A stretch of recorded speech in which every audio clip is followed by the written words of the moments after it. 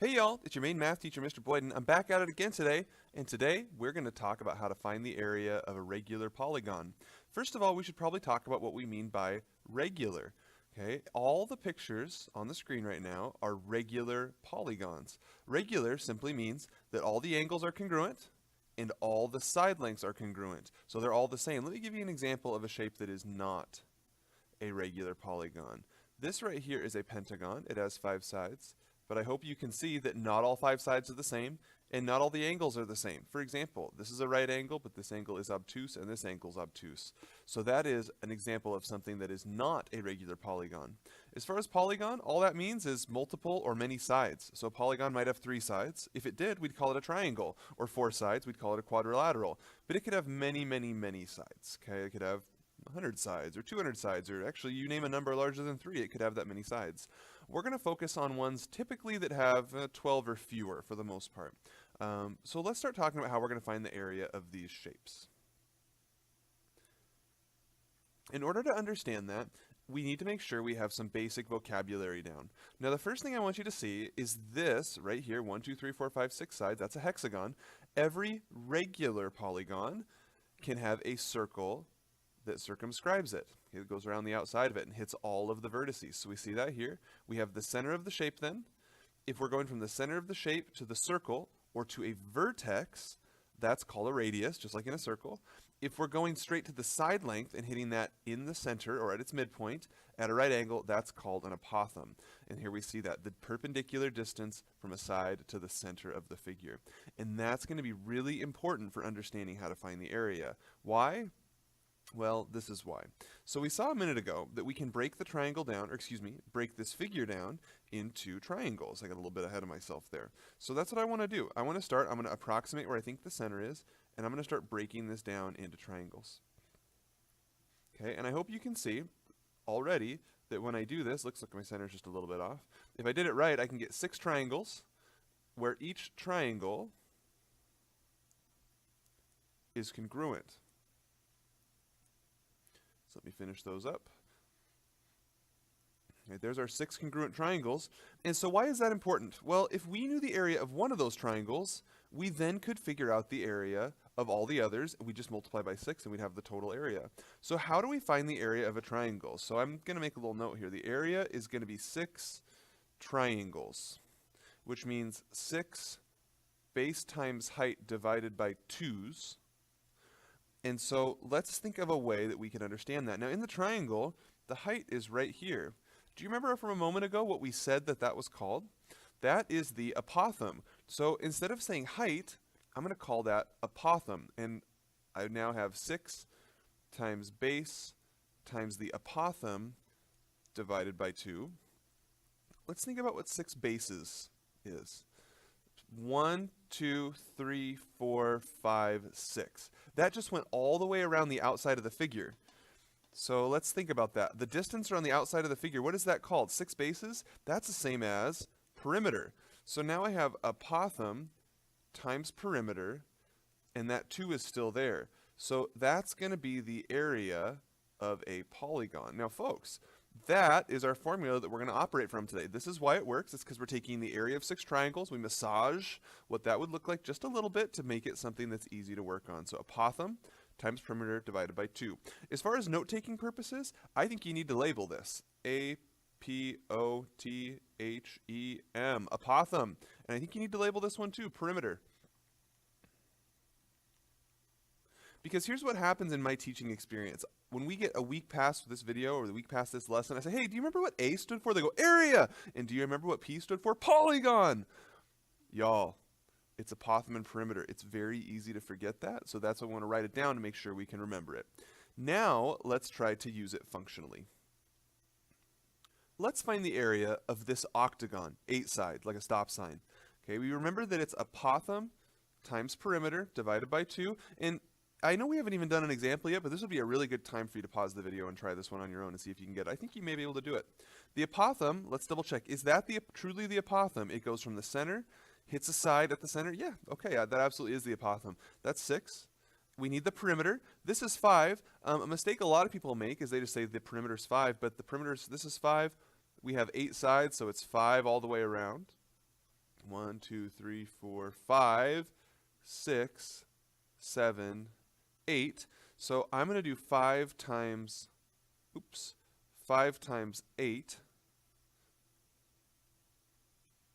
And then that needs to be divided by 2. Okay, so here we go. 5 times 8, seems like that's probably 40. So I get 6 times 40 divided by 2. 6 divided by 2 is 3, so I have 3 times 40. And that I know to be 120, and our units are going to be inches squared. All right, so that's our first example. Before we begin to look at some more challenging examples, we need to talk about one concept really quickly, and that's about how do we find the central angle of the circle. So the first thing to note is if you have a circle and you go all the way around it, how many degrees have you traveled? You've made a rotation of 360 degrees. And so when you have a shape like a triangle, so I'm going to actually try to draw this triangle on the inside. The question is, how many degrees do you get in an angle like this one? Okay, and I'm talking this one right here. Now, recognizing that this is a regular polygon, I've broken this triangle up into 3 smaller triangles. And so in the middle, we've got this little circle. And so that must have 360 degrees in it. And if there are 3 angles totaling 360 degrees, all we're going to do is take 360 divided by 3, and we get 120. And so what that means is that this angle right here is 120 degrees. Now, how would that be different if we had, say, an octagon or a pentagon? Okay, and this is going to be really, really hard for me to draw, y'all, so I'm actually not going to draw it. What I'd want you to see, let's start with the pentagon, actually. What I'd want you to see is that we would have 1, 2, 3, 4, 5 triangles, or if you want to think about slicing up a pizza, 5 slices of a pizza. In total, remember that's inside a circle, they're going to add up to 360. So all we're going to do here is 360 divided by 5, and that's 72. So each of those angles is 72. And again, y'all, I get that you may not understand yet why that's important. That's going to be useful to us in just a minute, though. Okay, and then let's consider the octagon. And I've just picked 3 arbitrary shapes so we can see how they work. You have to imagine, and it's going to take a long time to draw, so I'm actually going to skip it. How many triangles, if I continued this pattern, how many triangles would I draw inside an octagon? The 3-sided shape had 3 triangles. 5-sided shape had 5. This is an 8-sided shape, so it's going to have 8. So what we're going to do is 360 divided by 8, and that's 45. And so now we have a 45-degree angle inside that triangle. Now, why is that useful? That's useful for a question like this one, where not all the information is given. So this would be a really good time to pause, draw the picture, and try to figure out what we're going to do before I run through it, because here I go. Okay, what I'm going to realize is, okay, this is a polygon, so it's going to be apothem times perimeter divided by 2, and I'm going to fill in all the information that I know. I'm going to do this the simplest, easiest way possible. So question 1, do I know the apothem? Is this the apothem? No, it's not. The apothem goes down to a side. In fact, I'll draw it in. The apothem would look like this. So this is not the apothem. That's actually the radius. So I'm going to leave an A there still. Do I know the perimeter? Yeah, 8 sides. Each of them are 18. So 18 times 8. The perimeter is 144. So I actually do. And then that's over 2. So some students get really frustrated. They go, oh, but I don't know the apothem. How am I going to do this? Well, you sort of just answered the question of what do we need to do next. If we don't know the apothem, and knowing the apothem would make this really easy, we get to go find the apothem. And so this relies on what we talked about just a minute ago. So I'm going to draw in this whole triangle down at the bottom here. And so that relies on what we just did. We just demonstrated that when you have that triangle that goes from radius and radius, you know that that angle in there is 44.5 degrees. So let me clean up my picture here just a little bit. Oops. So we have 45 degrees. Now, keep in mind, the apothem goes right down the middle of that. So what I'm going to do is I'm going to come down here, and I'm going to redraw only the triangle on the right side of that diagram. And so now this angle is not 45. It got chopped in half. It's 22.5. I know that this side is 23.5. I know that this side is 9. Oops, not A. 9. I guess I get a redo on that one too. That's 9. And then this right here, that is my apothem. That's what I want to find. Now, folks, there's lots of ways to do this. You could use SOHCAHTOA, for example.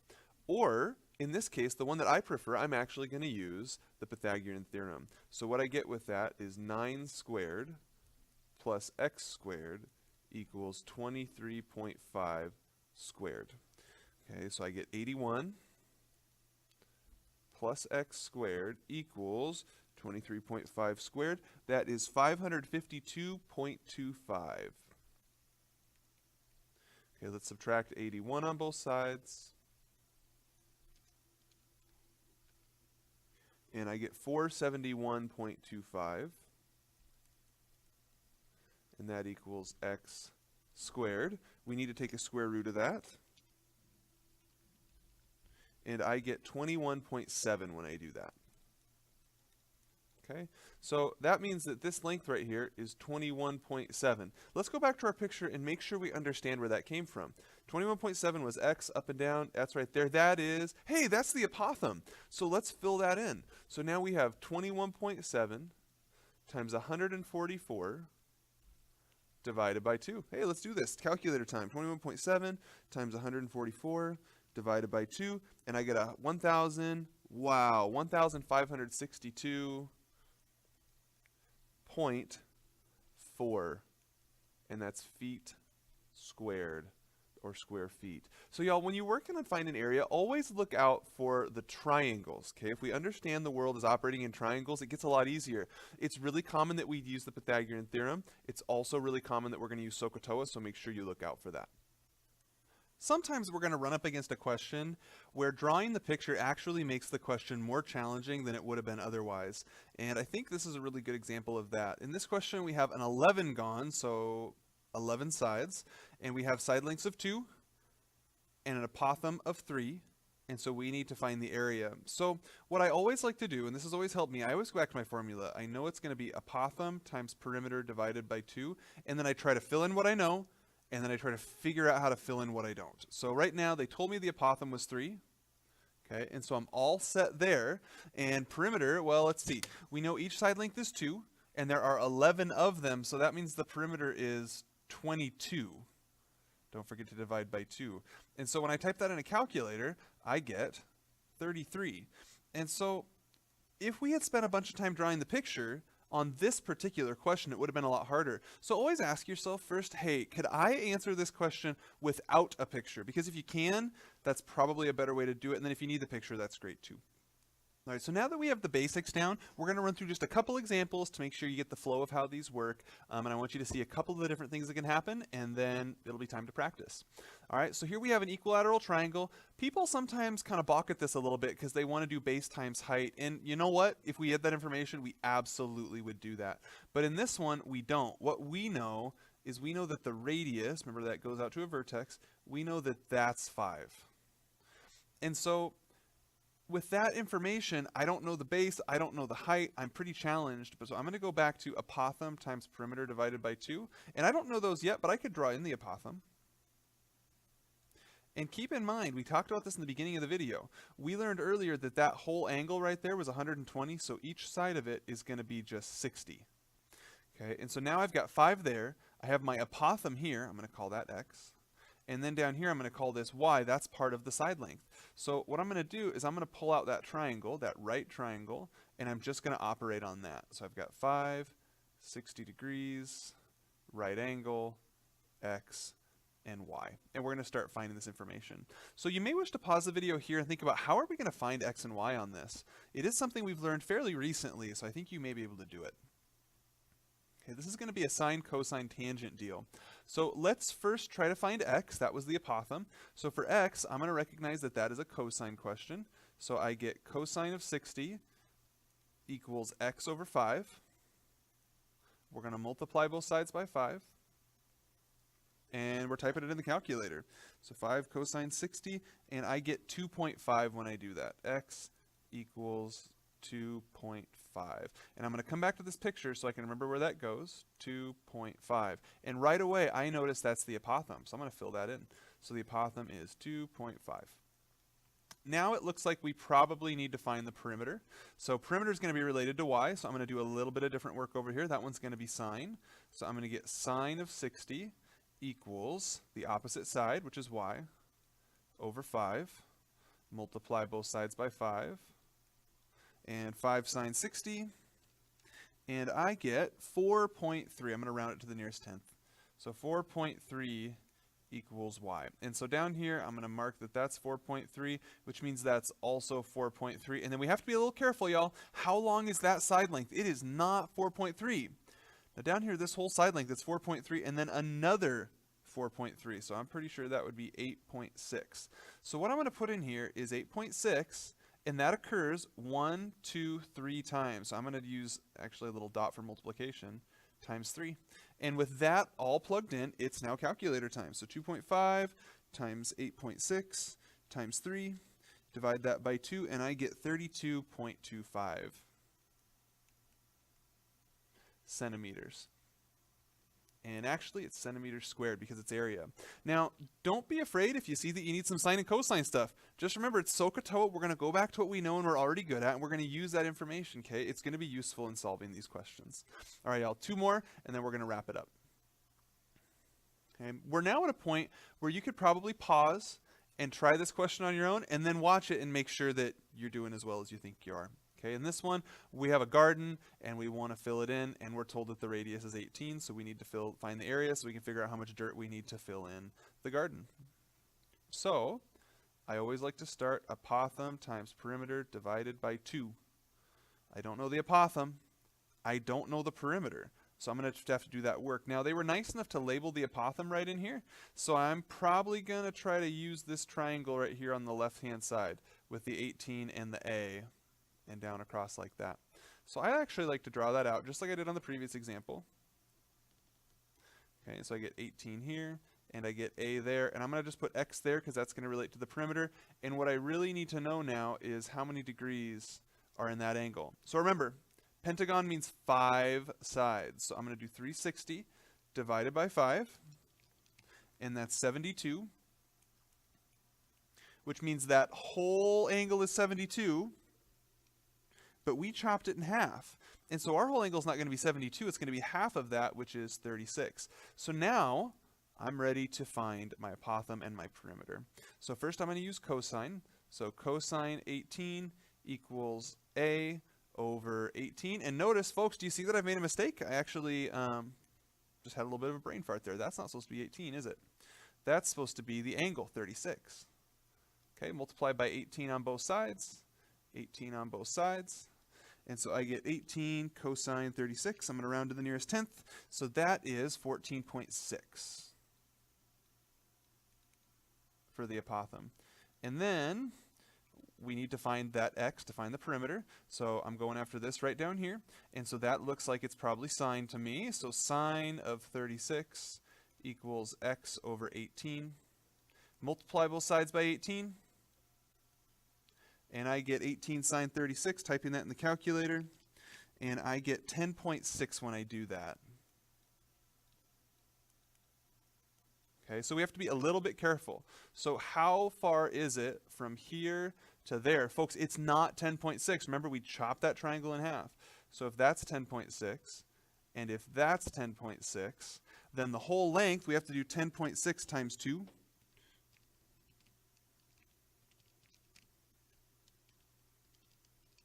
And that is 21.2. Okay, so here's what I get. I'm going to try to fill in my equation now. Remember, this is my original area equation up here. The apothem, we found out that that was 14.6. The perimeter, I now know, is 21.2 times, because I'm using times because my handwriting's pretty rough over here. I don't mean for that to be multiplied, but the way I wrote it, it looks like maybe it is. I'm going to try again here. 21.2 times the 5 sides. Point, and don't forget to divide that by 2, and calculator time, 14.6 times 21.2 times 5, divide that by 2, and I get 773.8773 0.8. And that looks like that's probably feet squared, or square feet. Final question. 10-sided polygon and a side length of 12. Now, they were nice enough to give us a picture, but they didn't have to. Even if they didn't give us a picture, we would know there'd be some triangle like this. And so I'm going to take, again, just like I've been doing, I'm going to take only the left triangle, and I'm going to try to figure out the side lengths on that. Now, if we know the side lengths are 12, then that means that distance is 12. So how far is this distance? We cut it in half, so that's only 6. And now I need to find this angle. So let's see. We learned earlier that we can take the whole circle, 360 degrees, and divide by how many sides we have. So divide by 10, and that's 36. But 36 is the whole big triangle, and that triangle got chopped in half. Half of 36, that's 18 degrees. And so that's what that angle in our triangle is. I'm going to label the apothem, and let's see if we can get this. Now, I kind of jumped a little bit ahead of myself. Remember, I told you earlier, I always like to start with apothem times perimeter divided by 2, and I like to write in what I know. And I just realized we actually know some of that information. The apothem, I don't know it yet. We're going to figure it out. I know it's over 2, but I actually know the perimeter. I have 10 sides, and each of them is 12. So 12 times 10 is 120.